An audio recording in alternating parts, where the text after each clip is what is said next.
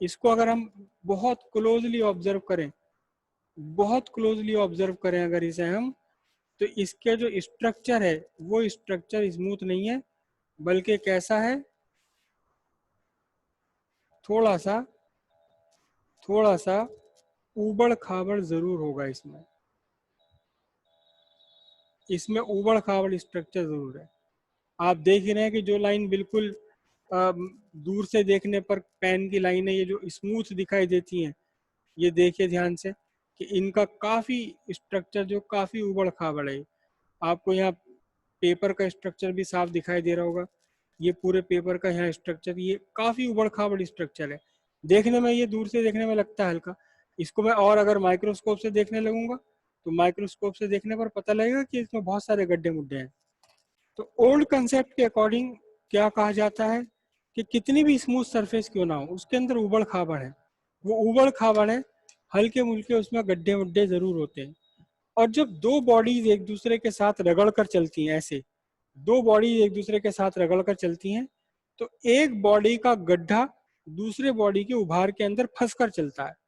जब दो बॉडीज एक दूसरे को ऊपर चलनी, जैसे मेरी ये उंगलियां हैं इस टाइम, दोनों के दोनों हाथों की उंगलियां, ये एक दोनों ही उंगलियों में उभार भी हैं और गड्ढे भी हैं, तो जब ये चल रही हैं तो एक दूसरे के अंदर फंस कर चल रही हैं। ये देख रहे हैं आप सब कुछ, हंसकर चल रही हैं जब इनमें दो उंगलियों को एक दूसरे के ऊपर चलाने की कोशिश में हो। तो ओल्ड कंसेप्ट में भी यही कहा जाता है कि अगर एक बॉडी दूसरी बॉडी के कांटेक्ट में है और चलने की कोशिश कर रही है, तो ये एक बॉडी के उभार दूसरे बॉडी के गड्ढे में फंस जाते हैं, एक बॉडी का उभार दूसरे बॉडी का गड्ढा एक दूसरे में फंस गए। मैंने थोड़ा दूर दूर इसलिए बनाया ताकि आपको क्लियरली पता लग जाए, आपको क्लियरली शो हो जाए, इसलिए दूर बनाए, वरना तो ये दोनों एक दूसरे के अंदर फंस जाते हैं। और जो ये इंटरलॉकिंग हो गई, ये जो इंटरलॉकिंग हो गई, एक दूसरे में फंस गए, लॉक हो गया एक दूसरे के साथ में, इस इंटरलॉकिंग को ओवरकम करने के लिए आपको फोर्स लगानी पड़ती है। इस इंटरलॉकिंग के कारण ही जनरेट होता है, क्या जनरेट होता है, फोर्स ऑफ फ्रिक्शन जनरेट हो जाती है। इस इंटरलॉकिंग के कारण ही फोर्स ऑफ फ्रिक्शन जनरेट हो जाती है। ठीक है, तो इसका मतलब क्या हुआ कि जितनी ज्यादा इस उबड़ खाबड़ सरफेस होगी, जो सरफेसेस आपस में एक दूसरे के साथ रफ होंगी, वो लार्ज फ्रिक्शन ऑफर करेगी, उन दोनों के बीच में लार्ज फ्रिक्शन होगा। और जो सरफेसेस स्मूथ होंगी, उन दोनों के बीच में आपका लो फ्रिक्शन होगा, लो फ्रिक्शन होगा। और आपको पता ही है, आप सब अच्छी तरह से जानते हैं, अगर आप हाथ में एक रेगमाल, रेगमाल या इसे बोलते हैं रेगमार, रेगमार भी बोलते हैं, क्या है ये, एमरी पेपर। आपने सबने देखा होगा रेगमाल, आपके घर में जरूर पुताई में काम आता है, कि जब पुताई पे पुट्टी सैंड भर पेपर। देते हैं तो रेगमाल से उसे घिसते हैं स्मूथ करने के लिए।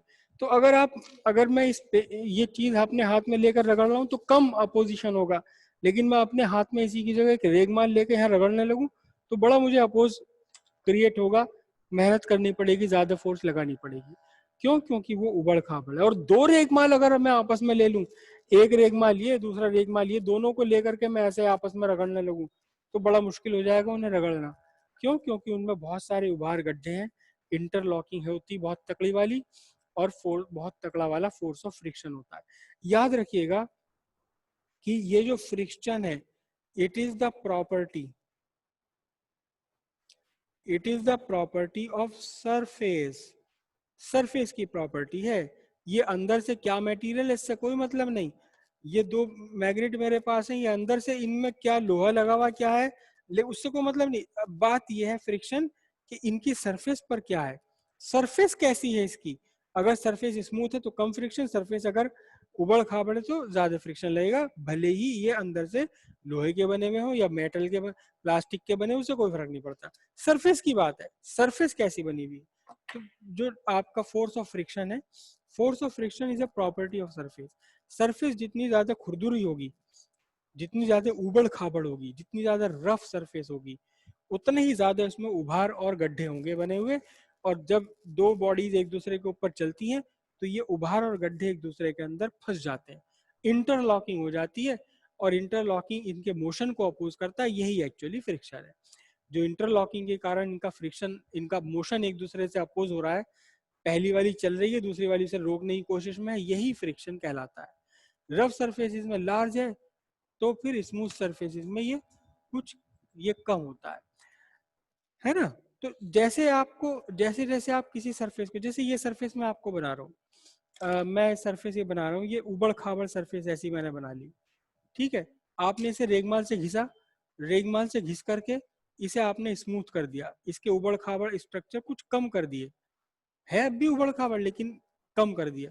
आपने इसे और रेगमाल से घिसा, और रेगमाल इसके ऊपर मारा, तो अब इसके जो गड्ढे मुड्ढे थे वो थोड़ा सा और कम हो गए और स्मूथ हो गई, ठीक है। तो फ्रिक्शन लगातार घटता चला जाएगा। ना ना ना ना, ऐसे नहीं होगा, ऐसे नहीं होगा। ये बिल्कुल, अगर आपने इस दो सरफेसेस हैं एक दूसरे कांटेक्ट में और उन्हें आपने ओवर स्मूथ कर दिया, ओवर स्मूथ अगर आपने कर दिया, जरूरत से ज्यादा स्मूथ अगर आपने कर दिया, तो फिर फ्रिक्शन जो है, आपका फ्रिक्शन एक्सट्रीमली लार्ज हो जाएगा, बहुत जबरदस्त लार्ज हो जाएगा। और इसका बहुत ही बढ़िया एग्जाम्पल है, बहुत ही बढ़िया एग्जाम्पल है, आप कभी करना अगर आपको घर पे मौका मिल जाए, कि कांच के दो टुकड़े एक दूसरे के साथ मिला लीजिए और उन्हें एक दूसरे के ऊपर फिसलाने की कोशिश कीजिए, मुश्किल पड़ेगी, ऐसा लगेगा जैसे हाथियों से बंधे हुए होंगे। दो बिल्कुल कांच के बढ़िया वाले ओरिजिनल कंपनी के कांच के टुकड़े आप लीजिए एक ही कांच में से, और उन्हें यूं चिपका करके तब आप आपस में एक दूसरे से रगड़ने की कोशिश कीजिए, एक्सट्रीमली लार्ज फ्रिक्शन हो जाएगा, एक्सट्रीमली लार्ज फ्रिक्शन। तो अब ये तो थ्योरी फेल हो गई, अब ये तो फेल हो गई थ्योरी। इस थ्योरी के अकॉर्डिंग तो क्या, जितना ज्यादा स्मूथ होगा गड्ढे मुड्ढे कम होंगे, इंटरलॉकिंग कम होगी, फ्रिक्शन कम हो जाएगा।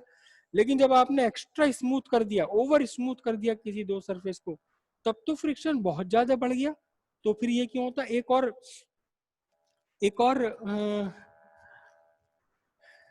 एक और बहुत बढ़िया एग्जाम्पल है इसका, और लॉकडाउन में ये दबा के हुआ है आपके और हमारे सबके घरों में। मेरे घर में तो खैर बच्चे बच्चे नहीं है, और इसलिए कैरम बोर्ड भी नहीं है।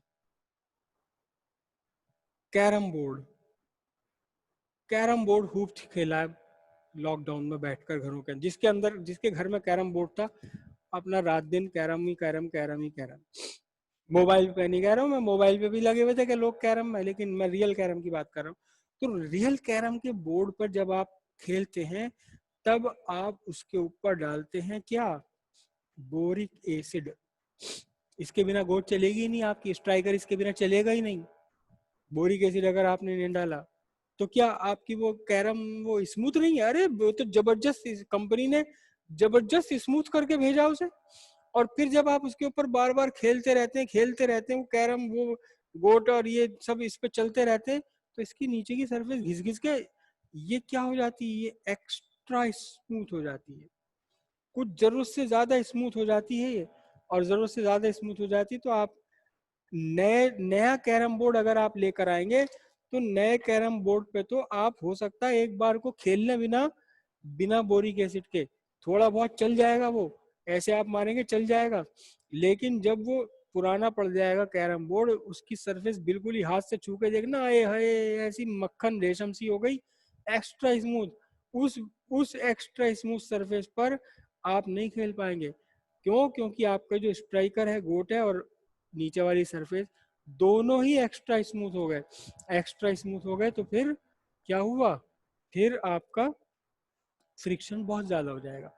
उस स्मूथनेस को कम करने के लिए बोरिक एसिड लगाते हैं। बड़ा अजीब सी बात बता रहा हूँ आपको, सुन के ऐसा लगेगा अच्छा जी है, नहीं ऐसा कैसे हो जाएगा जी, अजी बोरिक एसिड तो चिकना हो गया है, वो तो चिकनाहट के लिए तो डाला है बोरिक एसिड ना, इस एक्स्ट्रा स्मूथनेस को कम करने के लिए डालते हैं। जो बोरिक एसिड के पार्टिकल है ना, उनको अगर आप माइक्रोस्कोप से देखोगे, तो उनका स्ट्रक्चर गोल गोल स्ट्रक्चर होता है, जैसे बहुत बरीक बरीक छल, वो छर्रे, गोल गोल स्फीयर छोटे छोटे। और जब आपकी गोट है और नीचे की सरफेस, ये तो कैरम की सरफेस और ये आपका स्ट्राइकर, इनके बीच में जब ये आ जाता है, बोरिक एसिड के गोल गोल दाने आ गए, ये बहुत ही माइक्रोस्कोपिक, बहुत ही छोटे, तो ये आपका जो स्ट्राइकर है, इन बोरिक के इन पार्टिकल्स के ऊपर आराम से चला जाता है। ये किसकी तरह काम करते हैं, ये काम करते हैं बियरिंग की तरह, बेरिंग की तरह, जिसे कि नॉर्मल लैंग्वेज में मिस्त्री लोग कहते हैं, अजी तुम्हारे बाल बेरिंग कट गए, इसके बाल बेरिंग कट गए तुम्हारी, इसके बाइक के बाल बेरिंग बदलना पड़ेगा तभी चलेगी, अब इसे वरना चलाओगे कहीं भी बैठ जाएगी ये। बॉल बेयरिंग, बॉल बियरिंग, तो एक बियरिंग की तरह से काम करते हैं। एक्स्ट्रा स्मूथ अगर सरफेस हो गई, अगर सरफेस जरूरत से ज्यादा स्मूथ हो गई, तो फ्रिक्शन एक्सट्रीमली लार्ज हो जाएगा। तो भाई ये तो कंसेप्ट हो गया खत्म, ये तो कंसेप्ट हो गया खत्म। अच्छा देखो, जो कंसेप्ट होते हैं ना, कंसेप्ट वो सब प्रैक्टिकली निकल कर आते हैं। किसी एक साइंटिस्ट ने कोई बात बताई कि जी फ्रिक्शन का ये कारण है, दूसरे बहुत मान गए, बहुत बढ़िया बहुत बढ़िया बहुत बढ़िया, तुम सही कह रहे हो जी, तुम सही कह रहे हो, रेगमाल को मैं घिस ही नहीं सकता और दो चिकनी चीजों को आपस में आराम से घिस सकता हूँ, बहुत बढ़िया बात। लेकिन फिर किसी ने कहा भाई भैया जी जरूरत से ज्यादा चिकना कर दिया तो हम तो उल्टे फंस गए इसमें, ये तो हिल भी नहीं रहा, हिल भी नहीं रहे। तो कभी कभी आप देखना, कभी कभी आपने जरूर देखा होगा ऐसा कि आपके पैर में पुरानी चप्पल है, पुरानी हवाई चप्पल, पुरानी हवाई चप्पल बिल्कुल घिसी हुई, बिल्कुल जो इसका तला एकदम घिसा घिसा हुआ, महीनों से सालों से आप इसे यूज कर रहे थे अपने घर में। अच्छा, जो घर का फर्श है, आपका घर का फर्श है, उसे पापा ने पहले ही जबरदस्त स्मूथ करा रखा है। जो वो आए थे स्मूथ करने वाले कारीगर, उनके भैया मुझे शीशे की तरह चमकता हुआ फर्श चाहिए, इससे कम पे बात नहीं बनने की, मुंह दिखना चाहिए मुझे फर्श के अंदर, ऐसा करके जाए इसे यहाँ से। मेरे पत्थर को जी तुम चिंता क्यों कर रहे हो, ऐसा फर्श बना दूंगा, मुंह देख लेना तुम, बाल संवार लेना अपने फर्श में देख के। जबरदस्त चिकना कर दिया और आपके पैर में घिसे थे। तो कई बार मेरे साथ ऐसा हुआ, शायद आपके साथ कभी ऐसा हुआ। ये मेरा हवाई चप्पल और ये मेरी पट्टी, मेरे से पैर था, मैंने पैर उठाया, चप्पल चिपका रह गया यहाँ पर, बिल्कुल ये चप्पल चिपका रह गया, पट्टियां टूट गई, मेरा पैर अलग चला गया, चप्पल फर्श पे चिपका रह गया, जबकि ना पानी था कुछ भी नहीं था यहाँ पर। क्यों? क्योंकि दोनों सरफेस एक्स्ट्रा स्मूथ हो रही थी, दोनों सरफेस जरूरत से ज्यादा स्मूथ हो रही थी, तो फ्रिक्शन जब बना जबरदस्त लार्ज, जबरदस्त लार्ज फ्रिक्शन हुआ, चिपक गया चप्पल बिल्कुल, मैंने पैर उठाया जबरदस्ती, पट्टियां टूट कर निकल कर लग गई, चप्पल वहीं चिपका रह गया। फिर थोड़ी हिलाने से तो हिल ही जाएगा, क्योंकि कहीं ना कहीं से जरा मरा सी एयर इसके अंदर पहुंचेगी, हिल जाएगा। तो ये वाली कंसेप्ट तो हो गया भाई फेल, कि ऐसा नहीं हो सकता। अगर इस कंसेप्ट पे हम बात माने तो फिर ये जो जितनी ज्यादा स्मूथ हो उतना ही सरफेस, उतना ही फ्रिक्शन कम होना चाहिए, लेकिन ओवर स्मूथ करके फ्रिक्शन बढ़ रहा है, तो क्यों बढ़ रहा है? अब दूसरे लोगों ने, साइंटिस्टों ने दिमाग लगाया इसके अंदर, भाई ये क्या हिसाब हो रहा है, कैसे हो रहा होगा, ये कैसे हो रहा है, ये कैसे होता है, कैसे होता है, क्यों होता है? जो कुछ भी हो रहा है हमारे नेचर में, बस इसे सीखना, इसे समझना, इसे समझना ही कहलाता है साइंस, इसे ही समझना कहलाता है फिजिक्स। नेचर में जो हो रहा है, नेचर में वो कैसे हो रहा है, क्यों हो रहा है, क्यों पानी बह रहा है, क्यों बादल नीचे नहीं गिर रहा, क्यों हवा चल रही है, क्यों मेरे चाय के प्याले में से भाप ऊपर निकल के, अरे भाप में भी तो कुछ वजह है, नीचे क्यों नहीं गिर रही, ये क्यों ऊपर जा रही है? बस इसे सीखना, इसे समझना ही नेचर होता है, इसे समझना ही फिजिक्स है। तो हिसाब ये लगा भाई, फिर क्या कि पुराना वाला कंसेप्ट तो भूल जाओ, वो तो मामला खराब है, वो नहीं बात मानने वाला, उस बात मानने वाली नहीं है वो। बहुत सारे कंसेप्ट ऐसे हैं जो सालों तक, दसियों बीसियों सालों तक चलते रहे, और फिर आखिर में पता लगा भाई यार हम तो गलती कर रहे थे, ऐसा तो हो ही नहीं सकता। तो ऐसे बहुत सारे कंसेप्ट हैं, हो सकता है इस टाइम जो कंसेप्ट चल रहे हो, जो हम मैं फिजिक्स में पढ़ा रहा हूँ, आप में से कोई आगे चल के नोबेल प्राइज प्राप्त करे, उसे गलत कर दे, भाई हमारे आसिफ सर ने गलत पढ़ाया था, ऐसे नहीं होता, ऐसे होता है, सही सही बात तो ये, उन्हें भी कुछ ना आया था, वो भी ना जाने थे। तो नया कंसेप्ट क्या था, नया कंसेप्ट ने ये कहा कि जब दो सरफेस आपस में एक दूसरे के कांटेक्ट में आते हैं, जब एक दूसरे कांटेक्ट में आते हैं, तो एक्चुअल में जो रियल पॉइंट है कांटेक्ट में, ये पॉइंट जो रियली एक दूसरे के कांटेक्ट में है, रियली एक दूसरे के कांटेक्ट में है, ये पॉइंट तो बहुत कम होते हैं, ये पॉइंट बहुत कम होते हैं। एक्चुअल जो कांटेक्ट पॉइंट है, जैसे कि मेरा ये हाथ है, मैं एक हाथ को दूसरे हाथ पे ऐसे लगाऊं, तो मेरा पूरा हाथ कांटेक्ट में नहीं है, आपको साफ दिखाई दे रहा है कि मेरी उंगलियों के बीच में, मेरी उंगलियों के बीच में जो है ये जगह बनी हुई है, देखो मेरी उंगलियों के बीच में जगह बनी हुई है, मैं कितना भी कोशिश क्यों ना कर लूं, ये मेरी उंगलियों के निशान है, इनके बीच में स्पेस है, कितना भी कोशिश क्यों ना कर लूं, मैं कितना भी तकड़ा दबाव क्यों ना लूं, ये पूरा का पूरा मेरा हाथ, पूरी की पूरी उंगली मेरे एक दूसरे के साथ कांटेक्ट में नहीं है। ये कांटेक्ट में तो जो एक्चुअल कांटेक्ट में है वो तो बहुत कम पॉइंट्स हैं, गिने चुने इक्का दुक्का पॉइंट ही है कांटेक्ट में, बहुत कम कांटेक्ट में। अच्छा, और फिर क्या हो रहा है, ये मेरी पूरी बॉडी थी, इसका वेट इसके ऊपर पड़ रहा है, वेट पड़ रहा है पूरा का पूरा, तो फोर्स लग रही है, डाउनवर्ड फोर्स लग रही है, कोई और फोर्स लग रही है, फोर्स तो लगी रही है ना, जब तो एक दूसरे के साथ कांटेक्ट में है ये, अगर एक दूसरे के साथ फोर्स ना हो तो कांटेक्ट ही टूट जाएगा इनका। तो एक फॉर्मूला है pressure, pressure is equal to force per unit area, force per unit area. तो क्या हुआ कि एक्चुअल में एरिया इन कांटेक्ट तो बहुत कम है, ये सारा रियल रियल एरिया तो ये है, लेकिन जब दो सरफेस एक दूसरे कांटेक्ट में आए तो कांटेक्ट एरिया तो बहुत कम है। और इस फॉर्मूले में आप जब कम करते चले जाओगे एरिया को, भले ही फोर्स आपकी ना बढ़ रही हो, प्रेशर बढ़ता चला जाएगा। तो नया कंसेप्ट क्या साइंटिस्ट ने बताया, भाई देखो point of contact, point of actual contact, real contact तो बहुत कम है, जब एरिया कांटेक्ट में बहुत कम है तो भले ही हल्की फुल्की फोर्स लग रही है, जबरदस्त प्रेशर क्रिएट हो जाएगा, जबरदस्त प्रेशर, और जबरदस्त प्रेशर क्रिएट हो जाएगा तो वो प्रेशर इसके मोशन को अपोज करने लगेगा, जो इसका मोशन है उसे अपोज करेगा, यही कॉज है फ्रिक्शन का। अब इसका जो दूसरी वाली कहानी, ओवर स्मूथ वाली कहानी कैसे इस पे फिट बैठती है, क्या हुआ कि भाई देखो अगर आप ओवर स्मूथ कर दोगे इन पॉइंट्स को, ओवर स्मूथ कर दोगे पॉइंट्स को, अगर बहुत ज्यादा आपने स्मूथ कर दिया, ऐसे बहुत ज्यादा स्मूथ कर दिया, कितना स्मूथ कर लो, देखो 100% तो स्मूथ कभी होने का नहीं, एक एक पार्टिकल एक एक मॉलिक्यूल भी निकाल निकाल के एडजस्ट कर दोगे तब भी नहीं होने का। तो अगर आपने ओवर स्मूथ कर दिया, बहुत ही ज्यादा स्मूथ कर दिया, तो अब जो वो पॉइंट ऑफ कॉन्टेक्ट हैं, वो पॉइंट ऑफ कॉन्टेक्ट तो बहुत सारे हो गए, जो पहले गिने चुने थे पॉइंट ऑफ कॉन्टेक्ट, अब वो पॉइंट ऑफ कॉन्टेक्ट बहुत सारे हो गए, बहुत सारे पॉइंट ऑफ कॉन्टेक्ट हो गए, तो यहाँ प्रेशर बढ़ जाता है। कितना प्रेशर बढ़ जाता है अभी हम आगे के लेसन में पढ़ेंगे, कि मॉलिक्यूल, जो मॉलिक्यूल हैं वो मॉलिक्यूल एक दूसरे के घर में आ जाते हैं, नॉर्मल लैंग्वेज में बोला हूँ, एक दूसरे के घर में आ जाते हैं, एक दूसरे के घर में आ जाते हैं, इसे हम साइंस में बोलते हैं, फिजिक्स में बोलते हैं,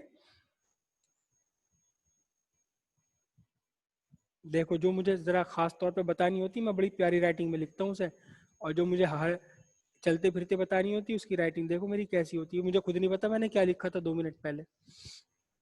ये जुबैर भाई तो बार बार परेशान हो रहे हैं, इनका तो मैं बार बार एडमिट करता हूँ फिर गायब हो जा। हाँ जी, इसे हम बोलते हैं इन्फ्लुएंस ऑफ स्फीयर। दो मॉलिक्यूल एक दूसरे के साथ दो मॉलिक्यूल एक दूसरे के साथ इन स्फीयर ऑफ इन्फ्लुएंस में आ जाते हैं, एक दूसरे के साथ इन्फ्लुएंस में आ जाते हैं, एक दूसरे को प्रभाव क्षेत्र में आ जाते हैं, एक दूसरे के प्रभाव क्षेत्र में आ गए, जैसे बिछड़े हुए दोस्त मिले हो कभी कहीं भूले भटके, अरे कहाँ था भाई तू, अरे इतनी दूर से, दोनों में जबरदस्त अट्रैक्शन हो गया, और वो जो अट्रैक्शन होता है वो अट्रैक्शन अपोज करता है मोशन का और फ्रिक्शन क्रिएट कर देता है। अब जितने ज्यादा मॉलिक्यूल एक दूसरे के इन्फ्लुएंस में आ जाएंगे उतना ही ज्यादा अट्रैक्शन होगा, उतनी ज्यादा फ्रिक्शन होगा। तो जब कम स्मूथ थी सरफेस, जब कम स्मूथ थी तो कुछ ही मॉलिक्यूल इस रियल पॉइंट ऑफ कांटेक्ट पर एक दूसरे के इन्फ्लुएंस में आए, लेकिन जब आपने एक्स्ट्रा स्मूथ कर दिया तो बहुत सारे मॉलिक्यूल एक दूसरे से हेलो हाय करने लगे, बातें करने बैठ गए एक दूसरे का, शायद एक दूसरे को छोड़ने को तैयार ही ना हो। अब जब एक दूसरे को छोड़ने को तैयार ही ना हो तो क्या, तो मोशन करेंगे, भाई मोशन करने के लिए इस मॉलिक्यूल को इस मॉलिक्यूल से छूट के जाना पड़ेगा ना, मगर ये तो दोस्त बन गया बड़ा गहरा वाला, एक दूसरे के इतने पास पास पास आ गए, घर एक दूसरे के आने जाने लगे, हेलो हाय कर से भी ज्यादा बात, तो क्या होगा, अब ये एक दूसरे दूर जाने को तैयार ही नहीं, मतलब मोशन में अपोज हो रहा है, अब ये मोशन करने को तैयार नहीं। तो इस तरह से ये जो नया कंसेप्ट है, वो नया कंसेप्ट आपके दोनों के दोनों फिनोमिनन्स को एक्सप्लेन कर देता है, ओवर स्मूथ वाले को भी और लेस स्मूथ वाले को भी। लेस स्मूथ है तब भी कुछ ना कुछ तो मॉलिक्यूल एक दूसरे के स्फीयर ऑफ इन्फ्लुएंस में आ जाएंगे, अपोज करने लगेंगे, एक दूसरे के साथ दोस्ती कर लेंगे, एक दूसरे को पकड़ के बैठ जाएंगे, गले मिल के बैठ जाएंगे, चलेंगे नहीं, जाएंगे नहीं एक दूसरे से दूर, एक दूसरे से दूर जाने की मैं तो नहीं जा रहा, मैं तो नहीं जा रहा, वही ना जाने वाली टेंडेंसी फ्रिक्शन क्रिएट कर देती। जब ओवर स्मूथ कर दिया आपने तो बहुत सारे मॉलिक्यूल एक दूसरे के स्फीयर ऑफ इन्फ्लुएंस में आ गए, तो बहुत सारे मॉलिक्यूल एक दूसरे के साथ बतियाने बैठ गए, अब चलने को तैयार ही नहीं होंगे, तो क्या होगा, फोर्स ऑफ फ्रिक्शन आपका जो है वो एक्सट्रीमली लार्ज, जबरदस्त तरीके से लार्ज हो जाएगा। और दोस्तों ये कहानी पसंद आई है तो वीडियो को लाइक जरूर कीजिए और कमेंट कीजिए, सब्सक्राइब कीजिए। ऐसे बोलते हैं ना बाकी सारे यूट्यूब वाले, मैं नहीं बोलता कभी। हाँ भाई, सीरियसली बताओ, बात समझ आई है? सिंपलेस्ट वे में आपको बताया है, बात सबको समझ आई है?